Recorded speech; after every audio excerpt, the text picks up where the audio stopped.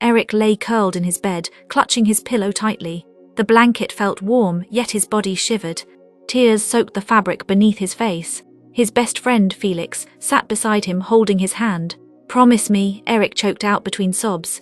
"Promise no one will ever know what Alan and his friends did to me." Felix squeezed Eric's hand tightly.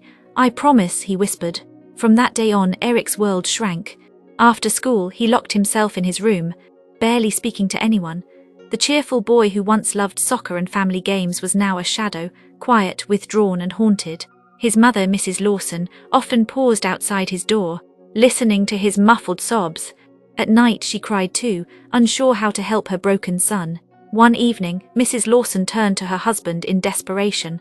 "I've spoken to his teachers, no one knows what's wrong," she said, her voice shaking. "Maybe you should talk to his closest friend," Mr. Lawson suggested. The next morning, Mrs. Lawson knocked on Felix's door. After some gentle persuasion, Felix's face crumpled, and the truth spilled out: the bullying, the physical abuse of the private part of his body, the terrible secret Eric had begged him to keep. Mrs. Lawson gasped and sank into a chair, clutching her chest. "My poor boy," she whispered. That evening, Mr. and Mrs. Lawson went to the police. Alan and his friends were investigated, and the truth came out.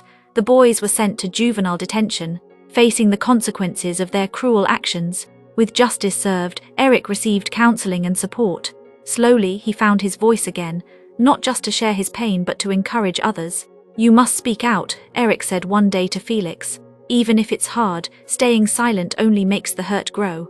Felix nodded. "I know," he said softly, "and I'm proud of you."